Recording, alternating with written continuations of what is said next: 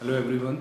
और ये आज का अपना थर्ड वीडियो है और सेम टॉपिक को लेके कि जो ऑलरेडी मेडिटेशन कर रहे हैं और अब इसके पिछले वीडियो में मैंने बता दिया कि अगर आप मेडिटेशन कर रहे हो, ध्यान कर रहे हो और आपकी प्रोग्रेस नहीं हो रही तो आपको क्या करना है।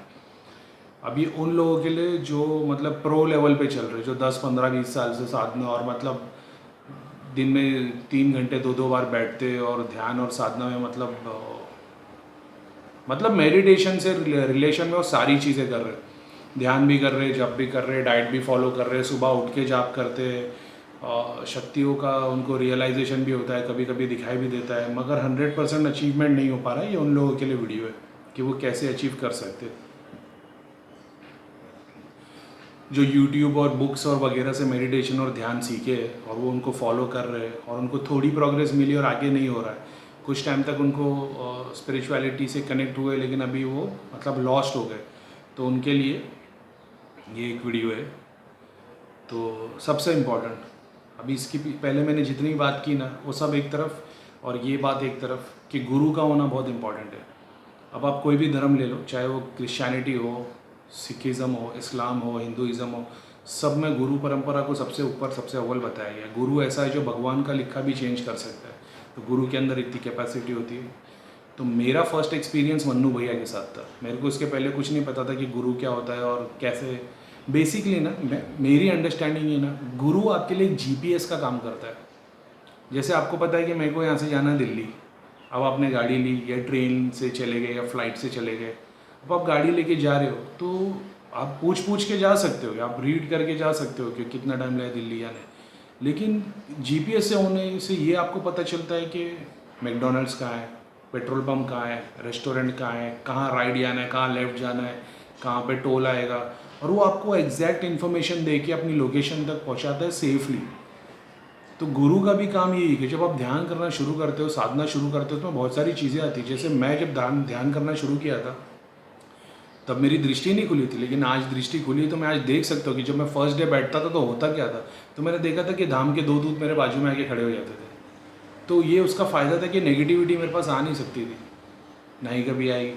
और बाद में फिर वो प्रोग्रेस होती चलेगी कि कभी कोई बाधा आने से पहले मैंने देखा हो कि कभी ऐसा हुआ कि कुछ मतलब अननेचुरल चीज़ आने वाली है, नेगेटिविटी आने वाली, तो मेरे पीछे मन्नू भैया का एक अंश आके खड़ा हो जाता था, धाम के दूत आके खड़े हो जाते थे।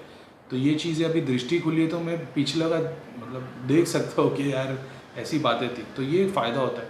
और कितनी बार ऐसा होता है कि आप कोई क्वेश्चन आपके माइंड में हो और उसका आपको आंसर नहीं मिल रहा है, तो गुरु के होने से ये होता है कि जब आप ध्यान में बैठोगे, आप उस सवाल को लोगे तो उसके आंसर मिलना शुरू हो जाएंगे। वो गुरु उस प्रोसेस को फास्ट कर देता है। चाहो तो आप बगैर गुरु के आगे जा सकते हो, बस वही होगा कि कहीं पर टायर पंचर होगा तो पता नहीं चलेगा यहाँ से मैकेनिक कितना दूर है, कहीं गाड़ी ख़राब हो गई तो कुछ होगा। जब तक आपके ऊपर वाले का ग्रेस है तो आप सीधे सीधे चले जाओगे, लेकिन अगर कुछ तकलीफ आए तो यू विल बी लॉस्ट। तो डैट टाइम के गुरु मतलब सबसे बेनिफिशियल फैक्टर होता है उस चीज़ के अंदर। तो सबसे पहले एक चीज़ पे ध्यान देवे कि एक गुरु आपका होना ज़रूरी है। यही गुरु का इम्पोर्टेंस है कि वो आपको पीछे हमेशा बैक एंड में खड़ा रहता है। अब फ़िलहाल तौर पे मान लो आपके पास गुरु नहीं है, तो सबसे पहले फिर आप एक ये भी बात है कि आप गुरु को नहीं ढूंढते, गुरु शिष्य ढूंढता है। लेकिन देवता या भगवान को अपना गुरु बना लो, किसी को भी ले लो। आप ये सोच लो कि मेरे को गाइड करो जब तक मुझे गुरु नहीं मिलता, तो भगवान आपको गाइड करना शुरू कर दे ताकि आपकी गुरु की रेस ख़त्म हो जाए और आपको गुरु मिल जाए जो आपको गाइड कर सके। अब गॉड को गुरु बना लिए, अब सबसे पहले भगवान से माफ़ी मांगो, आस्क फॉर फॉरगिवनेस और हेल्प मांगो। भीख मत मांगो, ये कर दो, वो कर दो, मेरा ये कर दो, गाड़ी दिला दो, बंगला दिला दो, घर वालों को सुखी कर दो, ये कर दो, सब आगे फिर ये भीख हो गई। ऐसा किसी से भी मांगो तो वो इरिटेट हो जाता है। भगवान बोलता मांगो ठीक है, लेकिन मांगने का तरीका ये कि आपको पता है कि आप ये चीज़ कर रहे हो, तब आप मांगो। तो फॉरगिवनेस रोज़ अल्लाह से, भगवान से रोज़ आपको फॉरगिवनेस मांगना चाहिए, जिससे हार्ट हील होता है, माइंड सोल पीसफुल हो जाते हैं। अब अपन बात ये करेंगे कि इसको अपनी जो साधना है इसको इंटेंसीफाई कैसे करें, इस सेम प्रोसेस को ऐसा कैसे किया जाए कि ये और पावरफुल हो और पावरफुल हो। अब जिसके पास गुरु है उसको तो वो चीज़ की चिंता करने की ज़रूरत नहीं, बस वो काम करते जाए। जो गुरु ने बोल दिया बस तू जाप, जैसे भैया मेरे को हमेशा बोलते भैया तू खाली जाप करता रहे। मैं बोलता भैया ऐसा हो रहा है, वैसा हो रहा है, ये नहीं हो रहा है, वो नहीं हो रहा है। भैया बोलते कुछ मत कर, तो खाली जाप करता रहे, और फिर वो 15 दिन 1 महीने बाद मेरे को उसका रिजल्ट आ जाता, मेरे को पता चल जाता। तो वो एक बात है। अब इस्लाम में, हिंदुज़म में, हर धर्म में, सिखिज़म में चैरिटी बहुत इम्पॉर्टेंट है। जितनी भी आपकी हैसियत हो, आप चाहे किसको 2 रुपया दो, चाहे आप चिड़िया के लिए दाना डाल दो, चाहे गाय को रोटी खिला दो, पानी पिला दो, किसी भूखे को खाना खिला दो। जितने भी लोग काम करते हैं, बिजनेस है, मतलब इतना तो अफोर्ड कर सकते कि 2 रोटी किसी को खिला सकते हो। तो चैरिटी बहुत बड़ी चीज़ है। चैरिटी से बहुत, मतलब ज़कात को बहुत अव्वल बताया गया है कि जब आप बहुत सारे काम भगवान और खुदा को रिलेशन में कर, जैसे आप नमाज़ पढ़ रहे हो, कुरान पढ़ रहे हो, पूजा कर रहे हो, जाप कर रहे हो, उसके बावजूद वो चीज़ अचीव नहीं हो रही, तो फिर हो सकता है कि आपको फास्टिंग करना पड़े, जिससे आपके पुराने कर्म जले। आप चैरिटी करो, जिससे चैरिटी से होता है। देखो, भगवान ने ये बता दिया कि जो लिखा है वो तो होना ही है। अब कुछ लोग हैं जो ये सोच के बैठ जाएंगे, भाई भगवान ने हमारे नसीब में ही लिखा है। परिश्रम भी बताया है भगवान ने कि आप परिश्रम करते रहो, और खुदा ने जो लिख दिया वो तो होना ही है, लेकिन दुआ किस्मत बदल सकती है। हो सकता है कभी ना कभी आपको किसी की दुआ लग जाए तो आपके सारे बंदे काम टूट जाए, बंदे काम मतलब बंधन टूट जाए, आपका काम होने लग जाए। तो उसके लिए वो इम्पॉर्टेंट बात है कि आप दुआ कमाने का काम करो। अब वो चाहे चिड़िया से हो या पेड़ में पानी डालने से हो, हर तरीके की चैरिटी होती है। आप किसी को पानी पिला दो, किसी की 2 रुपये की मदद कर दो, किसी बच्चे की स्कूल की फ़ीस भर दो, किसी को बुक्स पेन की मदद कर दो बच्चों को, मतलब तो ऐसी बहुत सारी चीज़ें। खाना खिलाना सबसे बड़ा, मतलब इसको सवाब बताया गया है। सिखिज़म इसको बहुत स्ट्रांगली फॉलो करता है। तो ये एक बात है। क्रिश्चियनिटी में बताया गया अपने पड़ोसियों का ध्यान रखो, इस्लाम में बताया गया पड़ोसियों का ध्यान रखो। बहुत सारे लोगों को अपने पड़ोसियों के नाम भी नहीं पता होते। तो ठीक है, ये सब चीज़ों पे ध्यान देना बहुत ज़रूरी है अगर आप अपना लाइफ को स्पिरिचुअली भगवान के रास्ते में आगे बढ़ाना चाहते हो। तो अगर उससे नहीं करते हो तो फिर enjoy it. Read Holi scriptures. मैं सारी किताब पढ़ता हूँ, कुरान, भगवत गीता, बाइबल, उपनिषद और दुनिया भर का मटेरियल और पढ़ता हूँ। मेरे पास बहुत सारा डाउनलोडेड बुक्स है जिसको मैं पढ़ता हूँ। और मतलब मेरी रीडिंग कैपेसिटी ये है कि अगर एक कोई नॉर्मल बुक है 300 पेजेस की, अगर वो इंटरेस्टिंग है तो मैं एक दिन में ख़त्म कर देता हूँ। और स्पिरिचुअलिटी को रिलेशन में तो मैं बहुत ध्यान से पढ़ता हूँ। और मतलब नहीं बोल के, अगर मैं रीडिंग सिर्फ रीड करना चाहूँ तो शायद तक एक दिन में मैं 800 पेज की बुक ख़त्म कर दूँ। लेकिन समझ के पढ़ने में 300 पेज, मतलब वो भी इंटरेस्टिंग हो, तो अगर इंटरेस्टिंग नहीं है तो फिर बात अलग। मतलब इस लेवल पे मैं पढ़ता हूँ। मैंने बहुत सारी बुक्स पढ़ी है, डाउनलोडेड डेटा, इंटरनेट पे सर्च करते रहते हो क्या हेल्पफुल है, और उसके रिगार्डिंग सारी चीज़ स्पिरिचुअलिटी और रिलीजन को लेके पढ़ता हूँ। सात्विक भोजन बहुत इंपॉर्टेंट है। कांदा लहसुन खाना छोड़ दो। ये उन लोगों के लिए जो प्रो लेवल वाले, जो लोग अपनी इंटेंसीफाई करना चाहते हैं साधना को, ये उन लोगों के लिए। कांदा लहसुन, नॉनवेज, दारू, नशे की चीज़ बंद। अब जो बंद नहीं कर सकते थोड़ा कर ले, लेकिन इसको, ये डिज़ायर को ख़त्म। आप कांदा लहसुन खाना छोड़ दोगे, शक्कर नमक खाना छोड़ दोगे, आपको सारे डिज़ायर्स ख़त्म हो जाएंगे। आपको खाने की इच्छा मर जाएगी, आपको कोई चीज़ को पाने की इच्छा मर जाएगी। अब लोग बोलेंगे जिसने शक्कर नमक छोड़ दिया तो जी के क्या करेगा। ज़िंदगी भर के लिए नहीं छोड़ना है, फॉर अ ड्यूरेशन छोड़ना है। आप शक्कर नमक, कांदा लहसुन, नॉनवेज, दारू, इसको थोड़े ड्यूरेशन के लिए अगर छोड़ देते हो या कम कर देते हो ना, जैसे मैंने ट्राई किया था, मैंने नमक को छोड़ने की ट्राई किया तो नहीं हुआ, मैंने नमक कम खाना शुरू कर दिया। एक टाइम ऐसा आ गया कि मेरे को बगैर नमक के खाने में पूरा टेस्ट आता था। लेकिन होता ये था कि मैं बहुत ट्रैवल करता तो जब मैं बाहर का कहीं खाता तो मेरे को बहुत सॉल्टी लगता था। तो ये भी एक बात है। तो स्लो करके छोड़ा जा सकता है। ये सारी चीज़ें डिज़ायर्स को मार देती। जब आपके डिज़ायर ख़त्म हो जाते हैं, आपकी सफ़रिंग ख़त्म हो जाती, तब आपके पास वो शक्ति आ जाती जब 8 घंटे 10 घंटे बैठ के आप जाप कर सकते हो। तो इंसान सोचता है ना 12 घंटे 16 घंटे कैसे बैठ सकते हैं। ये सारे उपाय है जिससे वो बैठ सकते हैं। आपको दुआ मिल रही है लोगों की आपकी चैरिटी के थ्रू, तो आप जो चाहते हो उसमें भगवान आपकी मदद करता है। आप एक डाइट फॉलो करते हो जिसका पेट टाइट नहीं होता, आप जंक फूड नहीं खाते हो, आप सात्विक भोजन खाते हो, तो आप फिट रहते हो। फ्रूट, कच्चा फ्रूट और भाजी खाने से आपकी बॉडी हाइड्रेटेड रहती है, तो आपको घड़ी घड़ी प्यास नहीं लगती है। और कांदा लहसुन और ये शक्कर नमक को अगर आप छोड़ देते हो या कम कर देते हो तो डिज़ायर से ख़त्म ना होना शुरू हो जाते हैं। तो आप हर चीज़ में आप बढ़ते जा रहे हो भगवान की तरफ। हर चीज़ दुनिया से रिलेटेड हर चीज़ से आप दूर होते चले आ रहे हो, आगे बढ़ते चले आ रहे हो। मैंने भी बहुत टाइम तक नॉनवेज छोड़ दिया था, लेकिन फिर मेरा काम हो गया तो मैंने चालू कर दिया। डेली 3 से 4 घंटा बैठा करो। मैं शुरुआत में 1-2 घंटा बैठता था, फिर मैं 3 घंटा बैठने लगा, फिर 6 घंटा बैठने लगा, फिर एक टाइम आ गया जब मैं 8 से 10 घंटे बैठता था सिर्फ ध्यान और जाप के अंदर। ये एक है, ये जो रोज़ 2 घंटा जाप कर रहे लेकिन बाकी सारी चीज़ें फॉलो कर रहे, लेकिन दिन भर में जाप या ध्यान ही 2 घंटा कर रहे, आपको अब बढ़ाना पड़ेगा टाइम, 4 घंटा, 6 घंटा, 8 घंटा। मेरा भी बिजनेस है, मैं भी टाइम निकालता था, मैंने कुछ टाइम निकाला। मैंने 15 दिन में सेट कर दिया कि अभी मैं 10 दिन तक फ्री हूँ, तो 10 दिन तक मैंने 10-10 घंटे की भी साधना की है। आप 1 घंटा बैठोगे और 1 घंटे में उठ के खड़े हो जाओगे, तो वो 10 घंटा बैठा कैसे जाए? तो ये सारी चीज़ अगर आप फॉलो करोगे ना, तो आपके अंदर 10 घंटा बैठने की शक्ति आ जाएगी। और बाकी तो मन्नू भैया ने अपना आधा काम आसान कर दिया।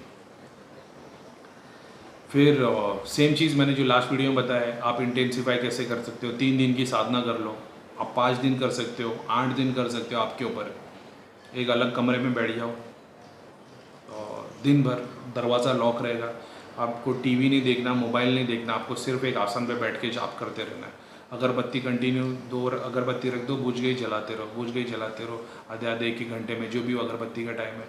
किसी से बात नहीं करनी, कोई मोबाइल टीवी हाथ नहीं लगाना है। घर वालों को बोल देना है कि मेरे को इस वक्त खाना दे देना, इस वक्त दूध दे देना, या जो भी आप खाओगे, सुबह चाय दे देना। जैसे 3 दिन तक कोई बात नहीं करनी किसी से, मुंह बंद रख के बैठना है, सिर्फ जाप करते रहना है, मानसिक जाप। मानसिक जाप से थक जाओगे, मुंह से बोल बोल के जाप करो। पावरफुल, एकदम पावरफुल, खतरनाक। करोगे तो पता चलेगा, ऐसे बोलने से नहीं पता चलेगा। 18-18 घंटे बैठ के जाप करना 3 दिन की साधना में। 3 दिन के बाद निकलोगे तो सुपरमैन जैसी फीलिंग आ जाएगी। और जब ये साधना करने बैठोगे तो आँख पे पट्टी बांध के बैठना, ताकि आपकी आँख खुले ही नहीं। आपकी आँख खुलेगी नहीं, आपको घड़ी घड़ी ऐसा दिल होगा कि पट्टी निकाल लूँ, कुछ तो देखूँ, कोई खड़ा है क्या, कुछ है क्या, कुछ है क्या। कुछ भी नहीं होगा आपके आजू बाजू में, बस वो आपको कंटिन्यू फीलिंग आती रहेगी। तो उस फीलिंग को ख़त्म करो, आँख पे पट्टी बांधो। और क्रेविंग होगी। क्रेविंग का मतलब है कि जैसे आपको एक होता है जो भूख लगती है और आपको खाने का दिल होता है, तो ये पट्टी हटाने का दिल, बेचैनी होगी ना, तो ये सारी जो चीज़ें मैंने बताई है, डाइट के बारे में, टाइम के बारे में, आसन, खुशबू, ये सारी चीज़ें ना वो जो बेचैनी को कम कर देती है ऐसे। और जो गुरु होता है, गुरु अपने साथ में दूध भेज देता है। आप जाप करने बैठोगे, आपके साथ में 3 या 4 देवी देवता आगे बैठ के जाप करने लग जाते हैं, तो आपकी जाप शक्ति और बढ़ती है, आपको उठने का दिल नहीं करता है। और ईयर प्लग्स लगा के बैठना, जैसे मैंने बताया, ताकि आप डिस्ट्रैक्ट नहीं हो।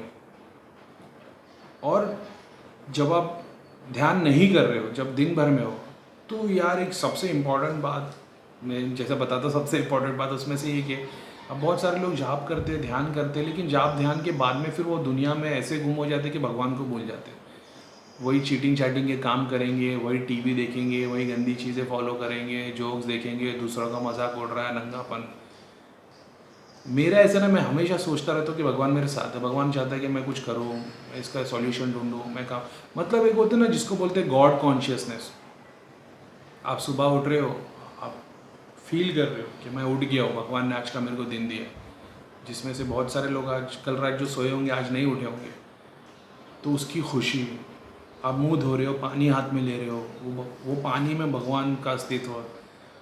ब्रश कर रहे हो, नहा रहे हो, वो फील आपकी, मतलब हर एक चीज़ में ना, मतलब भगवान हर एक चीज़ में, पेड़ पौधे, हवा, हर एक चीज़ को एक्सपीरियंस करो कॉन्शियसली।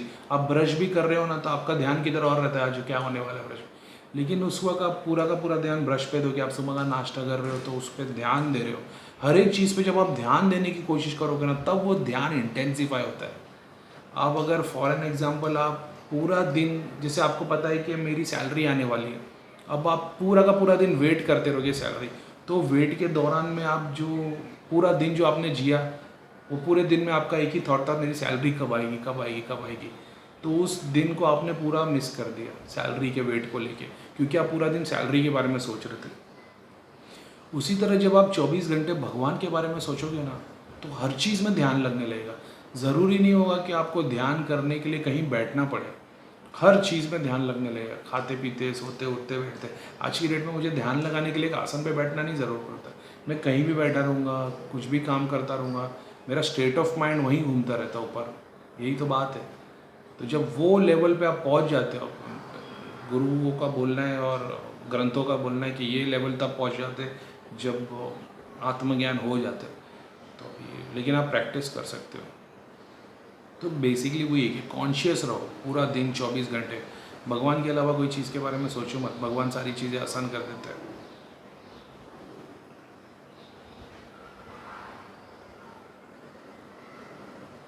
ये ऐसा ही है ना, जैसे सदगुरु के एक डायलॉग में सदगुरु बताते हैं कि लॉन्गिंग, उसको पाने की इच्छा, तो आपको जब उसकी इच्छा, जब तक वो चीज़ नहीं मिलती है ना, आप और उसको पाने की इच्छा और आपकी बढ़ती है बढ़ती बढ़ती। जैसे आपको भूख लग रही है, आप खाना मत खाओ या खाने को देखते रहो, तो आपको उसके एक एक कण की अहमियत पता चलती है। और फिर वो खाना आपके सामने रखते हो तो वो स्लोली स्लोली उसको खाओ, तो वो एक एक कण का टेस्ट आता है। तो वैसी ही चीज़ भगवान को लेके कि जब इंटेंसिफाई, आपको पूरा दिन भगवान के बारे में सोच कर ध्यान में बैठते हो और आप सोचते हो कि मेरे साथ ही है, तो वो मोमेंट आपको बहुत स्ट्रांग बनाया जाता है। तो गॉड कॉन्शियसनेस आपका 24 घंटे आपका ध्यान उसमें, कि मतलब हर बात में ईश्वर होना चाहिए, हर सोच में ईश्वर होना चाहिए।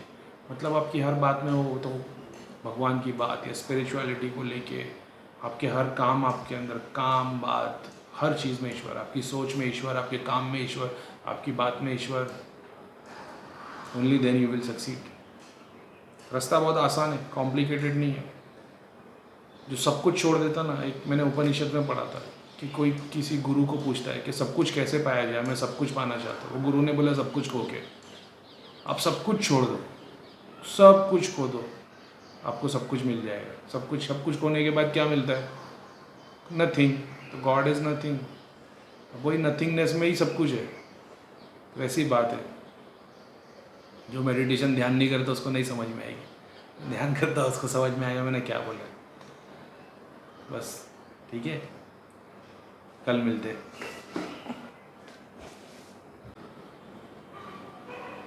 तो हेलो एवरीवन, और आज का अपना सेकेंड डे और अपना मेरे ख्याल से थर्ड या फोर्थ वीडियो होगा ये।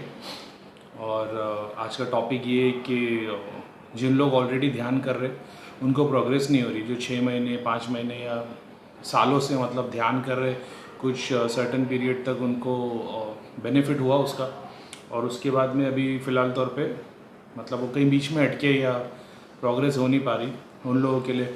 तो हम लोग इस टॉपिक पे ये डिस्कशन कर रहे हैं कि क्या क्या चीज़ों पर हमको ध्यान देना है जो प्रोग्रेस करने में हमारी मदद करे। तो मैंने इसके लिए पॉइंट्स बनाए, अभी लोग देखेंगे मैं पढ़ के बोल रहा हूँ। हाँ, क्योंकि मैं पढ़ के बोल रहा हूँ ताकि मैं मिस नहीं कर दूँ कोई चीज़, क्योंकि सारी चीज़ें बहुत इंपॉर्टेंट है और सारी स्टडी के बाद मैंने सेलेक्टेड चीज़ें बना के रखी है। तो लेट्स स्टार्ट। सबसे पहले अर्ली मॉर्निंग वेकअप, सुबह उठने की आदत डाल दो। बहुत सारे लोग जो ध्यान करते हो और सुबह नहीं उठते, तो एक ये आदत डाल दो कि आप मेडिटेशन मॉर्निंग टाइम करें, आफ्टर सनराइज़ 6 बजे से स्टार्ट करके 6, 7, 8, 9, ये ऑलमोस्ट बेस्ट टाइम है। और जो प्रो लेवल पे वो तो 4 बजे 3 बजे उठ के भी कर सकते हैं, आप 24 घंटे में कभी भी कर सकते। लेकिन आप अभी ये आदत डाल दो कि आप रोज़ मॉर्निंग में उठा करो या सनसेट के दौरान, ये 2 टाइम बेस्ट है मेडिटेशन के लिए। दूसरी चीज़ आती है कि हाइजीन। हाँ, मेडिटेशन से पहले नहा धो लो, जैसे इस्लाम में बोलते वज़ू कर लो, मैं तो वज़ू करके बैठता था, नहा के बैठता था, और मेरी वो आदत रही है हमेशा से।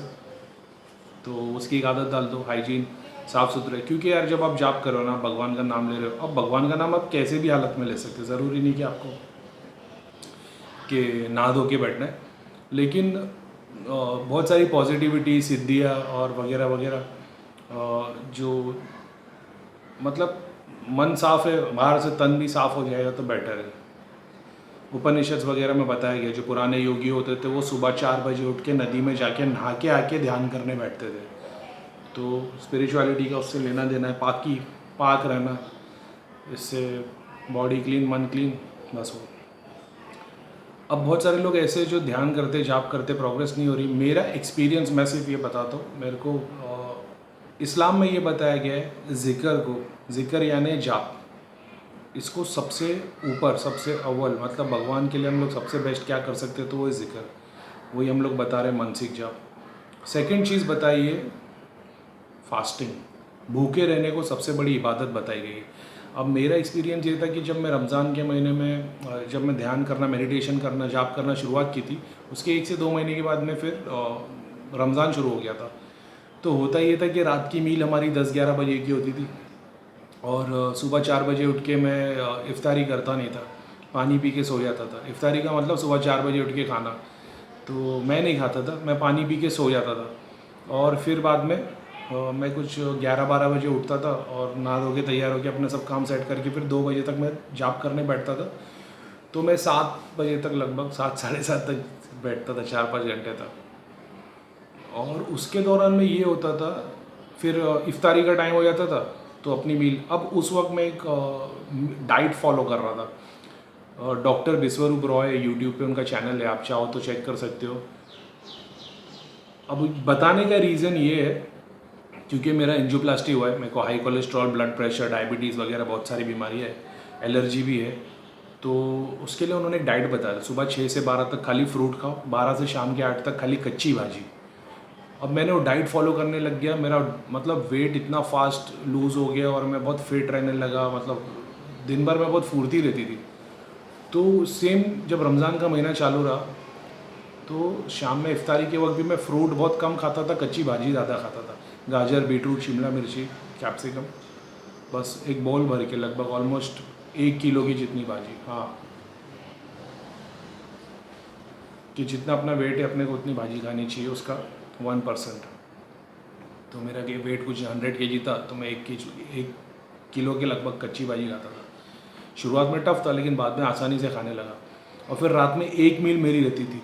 तो होता ये था कि मैं ऑलमोस्ट मतलब दिन भर भूखा ही रहता था। और उस भूखे रहने पे मैंने ये मेरा एक्सपीरियंस था कि भूखे रहने पे ना ज़्यादा एनर्जी नहीं रहती थी बॉडी के अंदर, लेकिन जब वो लो एनर्जी में जब जाप करते हो ना तो अंदर से फीलिंग इतनी स्ट्रांग आती। फिर उसके बाद में मैंने उपनिषद में ये बात पढ़ी थी कि जो सात्विक भोजन है, यानी अब अपने डाइट में ज़्यादा से ज़्यादा फ्रूट, वेजिटेबल्स इसका यूज़ करो, जंक फूड कम कर दो। तो जंक फूड, ऑयली फूड से कोलेस्ट्रॉल ज़्यादा होता वगैरह, पुराने ऋषि मुनि तो वो सब खाते ही नहीं थे। तो बेसिक आइडिया ये है कि उस वक्त क्या होता था, जो उन लोग फॉलो करते थे और उनको वो चीज़ें अचीव होती चली गई, तो वो चीज़ पे मैंने ध्यान दिया और फिर मैं वो डाइट फॉलो करता था। तो भूखे रहने को सबसे बड़ी इबादत बताया गया। रमज़ान का महीना, मेरी तबीयत ठीक नहीं तो मैं ऑलरेडी डाइट फॉलो कर रहा हूँ, तो वो इन सेपरेट फैक्टर्स मेरे को बहुत फ़ायदा हुआ हर चीज़ से। तो वो अगर आप मतलब 2-5 साल या 1 साल से ध्यान कर रहे हो, आपकी प्रोग्रेस नहीं हो रही, ये बात पे ध्यान दो, हाइजीन के ऊपर, मॉर्निंग में उठने की, और डाइट, ज़्यादा से ज़्यादा फास्टिंग करो, हो सके ना रोज़ फास्टिंग करो। बहुत कोई ज़िंदगी भर नहीं करना, 2-3 महीना अगर आपने रोज़ फास्टिंग कर ली तो आपकी स्पिरिचुअलिटी और आपकी आत्मा इतनी स्ट्रांग, क्योंकि है ना, जैसे प्रीतम भैया ने बताया था, जो दिन भर खाते रहते ना तो उससे बॉडी सिर्फ खाना डाइजेस्ट करने का काम करती रहती है। तो बॉडी का जो असली रीज़न है, भगवान ने हमको ये शरीर क्यों दिया है, वो समझ ही नहीं पाते हम। और भूख, जब आप फास्टिंग करोगे ना आपको भूख नहीं लगेगी, 2-3 दिन भूख लगती है, उसके बाद नहीं लगती, फिर सिर्फ खाने की क्रेविंग होती है, डिज़ायर होते हैं। और उस वक्त जब वो डिज़ायर को मार के आप भगवान का नाम ले रहे होते हैं ना, वो आपको और सर्टन फैक्टर्स में ग्रो करता है। तो ये छोटी छोटी बातें हैं, लेकिन मैंने ये सारी चीज़ों पर ध्यान दिया है। हो सकता है मेरे को ऊपर वाले ने इस तरीके से मतलब लेसन दिया ताकि मैं दूसरे को बता सकूँ। तो मेरे एक्सपीरियंस में तो ये बात रही, क्योंकि बहुत सारे लोगों ने बताया था कि हमको ये अचीव नहीं हो रहा, हमारी ये प्रॉब्लम है, ये प्रॉब्लम है। तो उसके लिए ये एक चीज़ आती है कि फास्टिंग करना बहुत ज़रूरी है। और बौद्ध धर्म में ये माना जाता है कि फास्टिंग, हिंदुज़म में भी शायद तक मेरे को कन्फर्म नहीं है, लेकिन फास्टिंग करने से, उपवास करने से, खाना कम खाने से, खाना नहीं खाने से अपने जो पिछले बैड कर्मास है वो ख़त्म हो जाते हैं।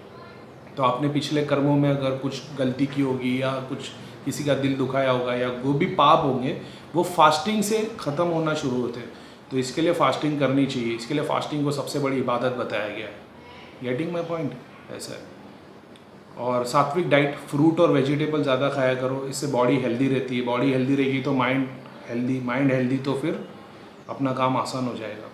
जब आप बैठो तो एक क्लीन एनवायरनमेंट आपका होना चाहिए। ऐसा नहीं हो कि आप ऐसे रूम में बैठे हो जहाँ पे ऑलरेडी बहुत सारा पसारा है। थोड़ा क्लीन, थोड़ा सिस्टमेटिक हो इससे, क्योंकि आप अपने सामने ना बहुत सारी चीज़ें जैसे सब अगड़म बगड़म पर रखा हुआ देखोगे तो थोड़ा उससे स्ट्रेस आता है और कुछ नहीं। बॉडी से एनर्जी बाहर निकलती है, अंदर आती है। तो आप चाहते हो कि एक सिस्टम बना रहे स्लोली स्लोली आने का, बाकी बहुत ज़्यादा उससे चेंजेस नहीं होते, लेकिन क्लीनलीनेस मस्ट है। देवी देवता, सिद्धियाँ और सारी पॉजिटिव एनर्जी क्लीनलीनेस में बिलीव करते हैं। इसके लिए आप साइंटिफिकली देखोगे ना, जो इयॉन्स होते हैं वो नेचर वाली चीज़ों पे, समंदर के पास, वाटरफॉल के पास ज़्यादा मिलते हैं। तो वो वैसी चीज़ों को एनवायरनमेंट में आपके, जैसे नेचर के पास ज़्यादा से ज़्यादा, मतलब घर में बैठने की जगह सराउंडिंग में जाओ जहाँ पे समंदर हो, पहाड़ हो, ट्रीज़ हो। अब आज की डेट में तो सब मुश्किल है, तो इसके लिए बेटर वही है कि घर में क्लीनलीनेस बना के रखो। दूसरी चीज़, ईयर प्लग्स डालने की आदत डाल दो। बहुत सारे लोग हैं जो मेडिटेशन के लिए बैठते 2-2 घंटे तक आँख बंद करके बैठे रहते, दिखता उनको कुछ नहीं है, ना ही कुछ बहुत ज़्यादा अचीव होता है। बस वो 2 घंटे के बाद या 1 घंटे बाद उठते बोलते बस माइंड फ्रेश हो गया, एकदम हल्का लग रहा है। एक्चुअल में ना ध्यान करने के बाद में हल्का लगता बिल्कुल भी नहीं है, ना ही आप फ्रेश हो जाते हो, इनफैक्ट आप बहुत थक जाते हो। हाँ, क्योंकि अगर आप मेडिटेशन करने बैठे और अगर आप फ्रेश होकर उठे हो तो आप मेडिटेट नहीं कर रहे थे, आप सो रहे थे, ये ऐसी बात है। और जो ध्यान करता है यार, उठने नहीं होता 4 घंटे बाद, सॉरी, तो जो ध्यान करता है तो 4 घंटे के बाद उठा नहीं जाता, पैर टाइट हो जाते, कमर सीधी नहीं होती है, तो इसको बोलते हैं ध्यान, क्योंकि बॉडी पूरी वीक पड़ चुकी होती है, ऐसा है। तो इसके लिए बेटर वो है, आप ईयर प्लग्स लगा लो। ईयर प्लग से आप साउंड से डिस्ट्रैक्ट नहीं होंगे। ब्लाइंड फोल्ड लगा दो, बहुत इंपॉर्टेंट बात है ये। मेरे को पता नहीं, मैं घड़ी घड़ी बहुत इंपॉर्टेंट, सबसे इंपॉर्टेंट क्यों बोलता हूँ, लेकिन ये ऑलमोस्ट इंपॉर्टेंट पॉइंट्स है जो मैंने इसमें लिख के रखे। ब्लाइंड फोल्ड डाल दो, आँख पे एक पट्टी बांध दो, 1-2 कपड़ा कुछ रख दो जिससे आपकी आँख खुले नहीं, ना ही टाइट बांधना है, हल्के से बांधना है। और जब ध्यान में बैठोगे जितनी बार आपके, और ज़्यादा से ज़्यादा टाइम बैठो। अगर आप 2 घंटे बैठते हो तो 4 घंटे, 4 घंटे बैठते हो 8 घंटे। मैं 10-10 घंटा बैठा हूँ ध्यान में, आँख पे पट्टी बांध के। मैं 10 घंटे में 2 बार पानी पीने के लिए उठता था, उठ के चल के जाके फ्रिज तक पानी पी के आके बैठ जाता था, ऐसा था। 10-10 घंटे बैठा हूँ और उसका एक्सपीरियंस ही अलग था। बहुत तकलीफ़ हुई थी, लेकिन रिज़ल्ट से सब खुश हो जाते हैं, ऐसा है। तो रिज़ल्ट ऐसा आया तो मैं खुश हो गया। और ये चीज़ है, इस पर ध्यान देना चाहिए। तो ब्लाइंड फोल्ड आपको बहुत हेल्प करता है। मन्नू भैया ने ये बताए थे कि मौन व्रत। अब मौन व्रत का मतलब ऐसा है क्या, या तो आप दिन भर चुप रहते हो, या तो आप डिसाइड करते हो कि मैं सर्टन टाइम से सर्टन टाइम तक बात नहीं करूँगा। तो आज की डेट में बिज़ी स्केड्यूल में ये हो नहीं पाता है, लेकिन अगर आप ये चीज़ निकाल लेते हो और आप नहीं बोलते हो जब, तो आपको जो रियलाइजेशन होता है ना, वो मैं एक्सप्लेन नहीं कर सकता। वो आप तभी समझ सकते हो जब आप मौन रखोगे। अगर आप 3 दिन का मौन व्रत रख दो, आप बिल्कुल बात ना करो, ना चैटिंग करो, ना किसी को लिख के कुछ दो, वो स्टेट ऑफ माइंड को आपके चेंज कर देता है। आप खुद की पर्सनालिटी नहीं रहते हो, आप बिल्कुल चेंज हो जाते हो। बहुत डिफ़िकल्ट है, लेकिन अगर आप करोगे तो आपका जो आप काम कर रहे हो मेडिटेशन और ध्यान को लेके इंटू 10 हो जाता है, वो 10 गुना ज़्यादा स्पीड से बढ़ता है। और बहुत सारे लोग ऐसे जो ध्यान में बैठते हैं और कुछ देखने की कोशिश करते हैं कि मुझे भगवान दिखेगा, हनुमान जी दिखेंगे, या शंकर भगवान दिखेंगे, या महाकाली दिखेगी, या जो भी है। तो उस चीज़ को लेके कुछ देखने की कोशिश मत करो। कुछ दिख रहा है ना तो उसे रोको भी मत, आंख बंद करके बैठे रहो बस। हाँ, स्टोरी चलते जाएगी तो आपको स्टोरी को ध्यान से हटा देना है। कुछ आप ख्याल में घुस जाओगे, हटा देना है। जो भी चीज़ आपके सामने आती है आपको हटा देना, आप रुको मत उस पर। जैसे ही आप रुकोगे ना, आप स्लो हो जाओगे। तो ध्यान में जितनी चीज़ें दिखती है उसको माइंड से हटा दो, उसको छोड़ दो, दूसरे टॉपिक पे ध्यान दो। जैसे अपने हिंदू देवी देवता जितने हैं, जो उनको फॉलो करता है, वो आँख बंद करके देखे, अपने देवता को देखने की कोशिश करते रहते। तो प्रोग्रेस में फिर उनके कुछ आइडियाज़ आते हैं, कुछ ब्रेन में इमेजेस आती है, तो वो उसमें कंफ्यूज हो जाते हैं। तो किसी की इमेज मत रखो, जो भी आ रहा है उसको हटाते जाओ, ब्लैंक रखो, ब्लैंक। किसी भगवान की फ़ोटो पे ध्यान मत दो, स्टोरी पे ध्यान मत दो, पुराने थॉट्स पे ध्यान मत दो। अभी बहुत सारे लोग ये बोलते हैं कि हाउ टू रिमूव थॉट्स, हम थॉट्स को कैसे निकाले जाए। विचार कंटिन्यू आते रहते हैं, विचार कंटिन्यू आते रहते हैं। मेरा एक्सपीरियंस ये है, आपको विचार तब भी आते, और मतलब मेरा एक्सपीरियंस आने स्टडी करके बता रहा हूँ मैं बहुत सारी बुक्स और बहुत सारे डेटा मटेरियल में रीड करता हूँ, देखता हूँ, तो मेरे को पता चलता है। बहुत सारे एल्डरली स्पिरिचुअल लीडर्स या जिन्होंने लाइफ में कुछ किया है स्पिरिचुअलिटी को लेके, उनको मैं फॉलो करता हूँ। तो मैं वो पॉइंट्स नोटिस करके लिख के रखता हूँ कि उन लोगों ने क्या क्या चीज़ बताई है। तो ज़्यादातर लोगों ने ये बताया है कि आप थॉट्स को जब तक रिजॉल्व नहीं करोगे ना, आपको थॉट्स आते रहेंगे। तो आपको रिजॉल्व करना है। फॉर एन एग्जांपल, बहुत सारे लोग बोलते हैं कि हमको मलिन विचार आते हैं, हम मतलब कुछ भी गंदा मतलब दिखाई देता है, तो ये क्या चीज़ है। तो बेसिकली आइडिया वही है कि मलिन विचार तब भी आएंगे जब आपके मलिन अपने मन में कहीं ना कहीं कोई चीज़ को छुपा के रखा होगा। जैसे आप पिक्चर देख रहे हो या कोई पॉन देख रहा है या किसी पे आप बुरी नज़र डाल रहे हो, भले से 1 सेकंड के लिए, किसी को आप चाहते हो या देखते हो और आपने अपने दिल में वो चीज़ को दबा के रखा है।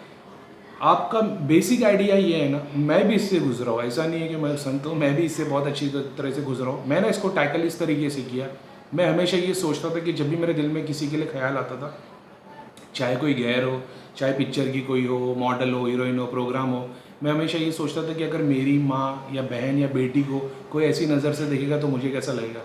तो मेरा थॉट हमेशा ये था कि मैं उनको अपनी माँ, बहन, बेटी जैसा देखूँ। और वो चीज़ ने मेरे को प्योरीफाई, जबकि मैं मेडिटेशन और स्पिरिचुअलिटी में नहीं था, मैं इसके पहले सिर्फ कुरान पढ़ता था। और ये कम से कम मैं 10 साल पहले की बात बता रहा हूँ, और 2000 मेरे ख्याल से 7, 8, 9 की बात है। तब भी मैं कुरान बहुत पढ़ता था, तब से मैंने ये आदत डाल दी थी कि उसके पहले तो ठीक है, लेकिन उसके बाद में मैंने आदत डाल दी थी। किसी को भी अगर किसी के बारे में भी थॉट्स आता था ना, तो मैं सिर्फ यही सोचता था कि ये मेरी माँ या मेरी बहन है। और उसके बाद में यार दिल अंदर से इतना पाक होने लग जाता है ना, और आप मतलब ऊपर से ना बरसात होने लग जाती है ग्रेसफुल गॉड की, कि जब आप अपनी छोटी छोटी चीज़ों पे ध्यान देते हो। वैसे ही फिर मैंने सोचा कि भाई ये अगर हमारी माँ, बहन, बेटी को कोई देखेगा तो कैसा फील होगा, वो ख्याल आने बंद हो गए। और उसके बाद में फिर कभी फैमिली को रिलेशन में कोई ध्यान आएगा कि भाई काम में प्रोग्रेस नहीं हो पा रही है, बिज़नेस का कैसा किया जाए, तो आप घड़ी घड़ी बिज़नेस के ख्याल को दिमाग से निकालोगे। या जो भी चीज़ है, मतलब उसको जब तक सॉल्व नहीं करोगे, जैसे आप सोचोगे कि हाँ भाई मेरा बिज़नेस नहीं हो रहा तो इसके लिए क्या किया जाए, तो बोले क्या कर सकते हैं, सब कुछ तो भगवान के हाथ में है, मेरा काम मेहनत करना, हुआ हुआ, नहीं हुआ नहीं हुआ, ख़त्म हो गई बात, ये सॉल्व हो गया केस। अब आपको दोबारा वो थॉट आएगा नहीं। आपके सर पे कोई बर्डन है, किसी को कर्जा चुकाना है और आप उससे भाग रहे हो, आप उनसे मिल के बात करो कि भाई मैं नहीं कर सकता, मेरी तकलीफ़ चालू है, तो दोबारा फेस कर पाओगे। तो ऐसी बहुत सारी छोटी छोटी चीज़ें, जब तक इसको टैकल नहीं करोगे ना, आपके कर्मा मिटेंगे नहीं, और आपके कर्मा नहीं मिटेंगे तो आप ध्यान में आगे नहीं बढ़ सकते। तो ये एक बात थी। अभी only come if you thought for someone, okay. और हर पल, हर रोज़ आस्क फॉर फॉरगिवनेस, भगवान से माफ़ी मांगो अपने कर्मों की। अगर हमसे कोई गलती हो गई, बहुत सारे लोगों को ऐसा लगे कि भाई हमसे क्या गलती हुई, अब तो दुनिया ऐसा कर रही है। खुद की बुराई देखो, दूसरों की अच्छाई देखो। नॉर्मली हम करते ही सबकी, दूसरों की बुराई देखते और अपनी अच्छाई देखते। जितना हो सके भगवान से माफ़ी मांगो अपने कर्मों के लिए, क्योंकि उसकी बहुत ज़्यादा ज़रूरत है। जो भगवान में नहीं मानते तो फिर तो बात ही अलग है।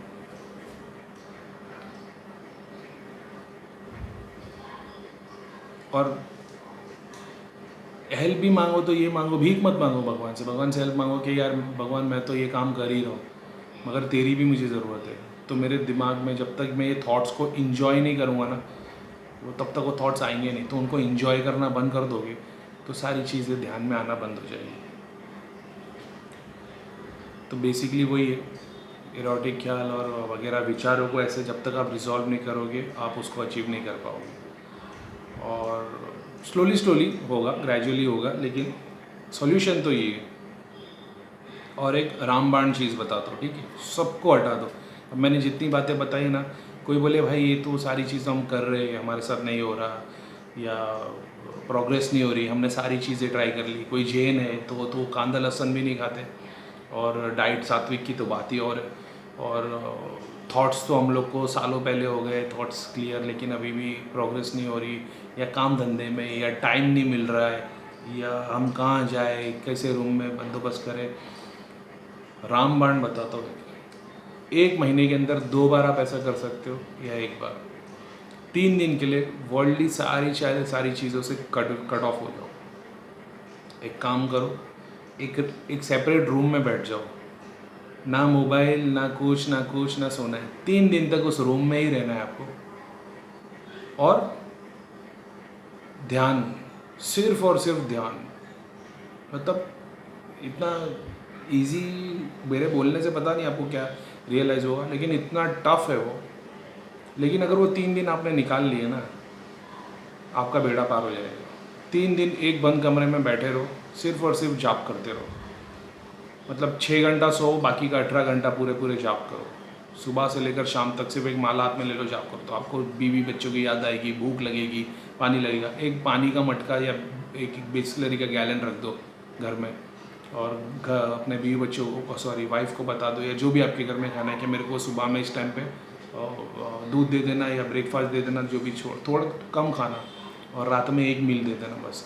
अगर आपने 3 दिन ये चीज़ को निकाल लिया ना, नहीं चाहने वाली भी सिद्धि आपके पास आ जाएगी। ये इतना पावरफुल है। मेरे को भैया ने बताए थे, मन्नू भैया ने, कि ये 3 दिन की साधना होती है। एक बंद कमरे में बैठ जाओ, घर वालों को बोल दो मुझे इस वक्त में चाय दे देना, इस वक्त में खाना दे देना, दिन में 2 बार बस। और 3 दिन तक बैठ के सिर्फ जाप करो, सिर्फ जाप, और कुछ भी नहीं। आँख बंद करो, जाप करते रहो। आँख को बंद रख के थक जाओगे, आँख खोलो, एक ही डॉट पे देखते रहो, जाप करते रहो।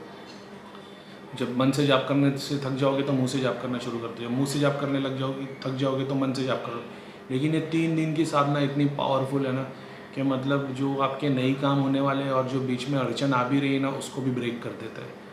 तो अभी फ़िलहाल तौर पे तो इतनी चीज़ है, ये बेसिक आइडिया है। आप इनकी चीज़ों के ऊपर ध्यान दो, और फिर बाद में अपन कुछ और उसके लायक रहेगा तो मैं ज़रूर बताऊँ।